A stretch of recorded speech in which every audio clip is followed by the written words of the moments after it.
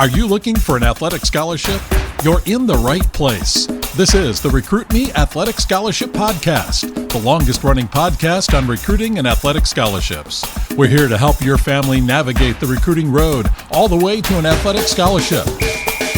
He's a recruiting expert and a dad of 2 college athletes. He has a wealth of experience to share. Here's Recruit Me CEO, Brent Hanks. Welcome to episode 355 of the Athletic Scholarship Podcast. The Athletic Scholarship Podcast is the world's longest-running recruiting education podcast. Today's episode is a review of the interview with the college basketball coach, Coach Randy Stange. Episodes 352 and 353 give you part 1 and part 2 of this interview. Coach Stange is the head coach of men's basketball at Sterling College, an NAIA school in Sterling, Kansas. Randy was a high school standout, played 2 years of junior college basketball at Hutchinson Community College, and 2 more years at Division I, Southwest Missouri State, now Missouri State University in Springfield, Missouri. Randy has coached at the NCAA Division I level, the junior college level, and now the NAIA level.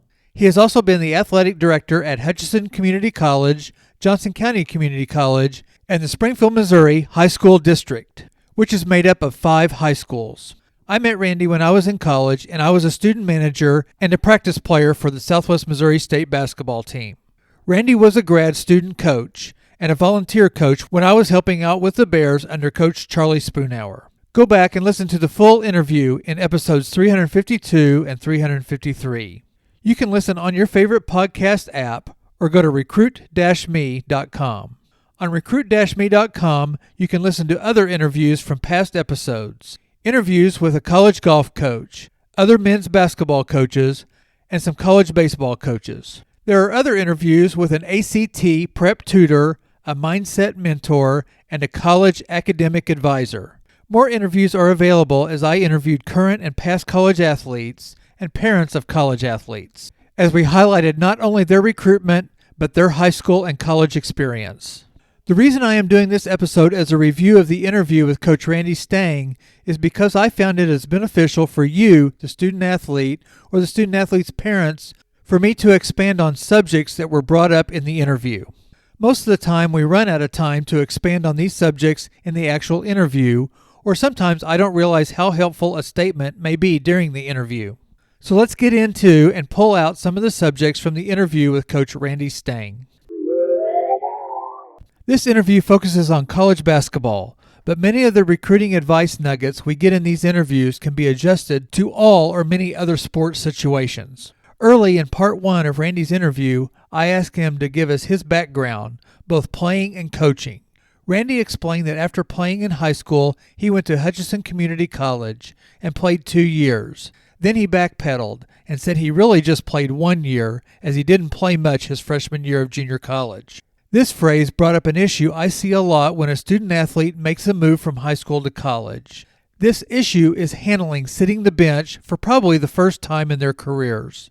As Randy says later in the interview, he really struggled his first year as a freshman at Hutchinson Community College, but he thinks he learned more his freshman year by being a bench player at a junior college than he did from playing and starting almost every game his senior year at a Division I program. He said his freshman year was really tough, and he was just trying to survive. And survive he did as he excelled his sophomore year at Hutchinson Community College, and parlayed that into getting to play at a newly instituted NCAA Division I program. Recruit Me wants to help you not only get a scholarship and a spot on a college team, but to help you to prepare for your college experience. The 7 steps to an athletic scholarship in the Recruit Me 3.0 athletic scholarship system guides you through the process of building a list of parameters, a list of colleges, and gives you tools to research your wants and needs that form your ultimate decision on a college. There is never a perfect fit, but the more research and the more boxes you check, the more of a good fit your college will be. Unforeseen circumstances like coaching changes and COVID affected my oldest son's college career. He made it through his freshman year, the year before COVID, and he got to pitch more innings and in more games than both he and I expected. Through Parker's research on Northwestern, where he pitched for 4 years and has graduated, he found a fit in both academics and baseball. His roster research showed that the team recruits 7 to 8 new players a year. They traveled and played 27 to 30 players, about 5 less than most Division I teams, and that he was the only lefty in the recruiting class and only one of 2 pitchers in his class, and that Northwestern doesn't get very many transfers, in or out, per year. He meshed well with both the players and the coaches and performed well in the fall portion of the team's workouts and the fall games to earn the confidence of the coaches to be able to start 9 games in the spring season, 2 of them conference games, and he pitched 36 innings, almost double the amount he thought he would pitch his first year. But then his sophomore year was cut down by the season shutdown because of COVID. His junior year was odd as the Big Ten Conference started their year 1 month late and restricted all games to conference-only games, and they canceled the conference tournament. Then his senior year had a coaching change, and he had some injuries, but he got to pitch in games in the last half of the season, mainly in relief. Parker's 4 years were benefited both physically and mentally by knowing what kind of competition he was getting into, and by finding the right academic and campus fit that suited him when baseball wasn't going great. Sutton, my youngest son, just finished his freshman year of college at Columbia College in Columbia, Missouri. Sutton's season consisted of pinch running and courtesy running. Sutton's main asset is his speed, and when he made the decision to go to the NAIA level Columbia College, the coach said that his freshman year would consist of mainly a running role. The team is very good, coming off a 2022 record of 38-14, and just finishing a regular season and conference tournament record of 40-14. Sutton competed in 23 games, scoring 9 runs and getting 3 stolen bases. He also got to play in 1 inning in the outfield and got 1 at-bat in a game. By knowing the situation he was committing to, Sutton's attitude and acceptance of his role got him on the field or on the base paths, and his academics and campus life made his freshman year a success. Here's a question for you. Could you handle a freshman year like Sutton's? Are you willing to sit the bench on game day? Are you willing to use the practices as your games and learn what you need to do to win a spot for your sophomore or junior year? So Coach Stange's point about his lack of playing time his freshman year brings up the subject, how will you handle riding the pine, if that is a situation that you get into? Another point that I pulled out of this interview with Coach Randy Stange was how COVID has affected recruiting. You were probably affected by COVID during your high school career, as my son was, and Parker was affected in his college career. Well, because many college athletes were granted an extra year of eligibility, and because of the transfer portal, you may be affected by this residual of COVID. Coach Stange pointed this out. He said because of COVID, recruiting is backed up. He said for current high school seniors, it makes finding a basketball spot a little different than normal. He thinks it's going to even out in a couple years. He says as a college coach, you may have to make a decision on whether you're going to recruit high school kids or going after junior college players and transfers. He also pointed out that players are going into the transfer portal if they are not satisfied with their situation, and also if they feel that they can improve their situation, if they have played a lot and want to go up to a level of play. I asked Coach Stange how a student-athlete can get his attention. Randy peeked into his team's philosophy, and that video and an advocate for a player is important. He says that either he will watch a film or have an assistant coach watch a film, but they may not respond to every one of them. He says he understands that every video is probably going to be the best 5 minutes of a player's career, but he is actually looking for other skills in videos. For basketball, he wants to see other skills besides shooting a three-pointer or dunking. Ball handling, passing, rebounding, and defensive skills are what he is looking for. Depending on your sport, just having a skill may or may not get you a look. Sutton's speed, athletic ability, and his arm strength combination got him to a college program. Parker's left-handed pitching and his ability to throw strikes and to induce ground balls got him a spot too. Both of my sons asked coaches specifically if they, the coaches, were needing their specific skills. A team that you want to play for may be full of three-point shooters and are needing a defensive stopper or a playmaker to get the ball to those three-point shooters. Coach Stange said he is currently recruiting for guards, and he has the unusual circumstance of having big guys for the next 2 years. At some time in your communications with coaches, ask what specific player or skills they are looking for and see if you can fit their need. Coach Stange also wants to talk to the player's coach or coaches. He wants to know the type of program that they are coming out of and the style of play that they have been accustomed to. He wants a player that has been coached, a player that has been in a system that requires team play, and that player has had to play on the defensive side of the game and hasn't been comfortable his whole high school career. Coach Stange said in the interview that he is glad that you make a three-pointer, but he also said he needs to see and know that you have a combination of skills.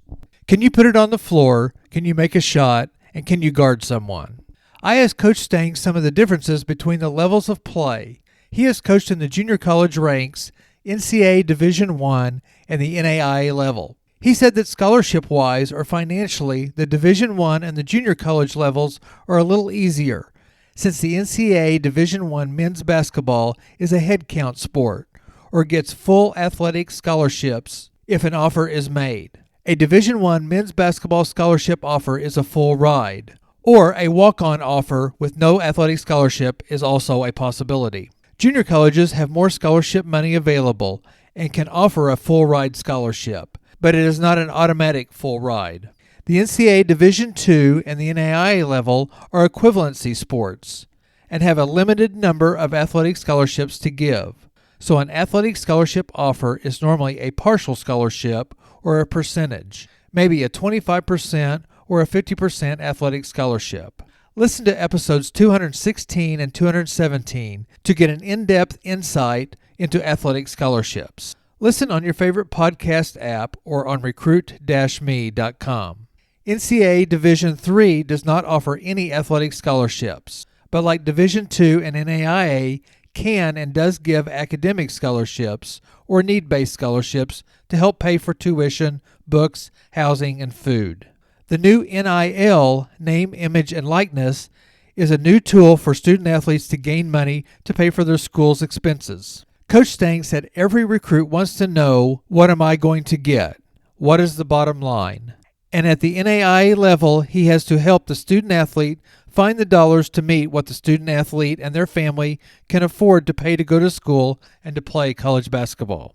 Lastly, Coach Stange pointed out that college basketball is faster and more physical than any other high school game he has seen. Learning to deal with the speed and the physical play has to be done your freshman and sophomore years of college, or if a team has a JV or reserve squad, or by playing at a junior college. He said when you, the player, figure out how to play at the varsity level, then the player is ready to play for him. He said many players fall away in the first 2 years because either they don't find a way to play at the upper level or they get impatient during their first 2 years and don't stick it out for their last 2 years. I told him I challenged my 2 sons to give it 2 years and then make a decision to continue to play in college. Parker's decision was easy for him because he lost his sophomore year to COVID, but he could have played an additional 5th year of baseball, and he decided to finish his degree and go to grad school and start his professional business life. Sutton will start his 2nd year of college and will be working hard to gain playing time his sophomore year. Go back and listen to both episodes of the interview with Coach Randy Stange, episodes 252 and 253. If you have any questions for me or for Coach Stange, email me, brent@recruit-me.com. Also, if there are any subjects you would like for me to cover on the Athletic Scholarship Podcast, email me and I'll look into it. Go to recruit-me.com to get the free recruiting power pack and take advantage of all of RecruitMe's free and inexpensive recruiting resources. I'd like to thank these people for downloading the free power pack on recruit-me.com. Ethan from Missouri, Andrew from Virginia, Brian from Illinois, Devin from California, and Aubrey and Carrie from New York. Go to recruit-me.com and get your free recruiting power pack to get you a great start to your recruiting journey. Next week's episode 356, is an interview with Coach Barry Henson. Barry Henson moved from an analyst for the men's basketball team at Oklahoma State to a new job, Associate Athletic Director and Director of NIL, or Name, Image, and Likeness, at Oklahoma State University. We will dive into Barry's new job and what NIL means to student athletes in college. Join me next week for another 15 minutes of the Athletic Scholarship Podcast that will change your athletic scholarship future.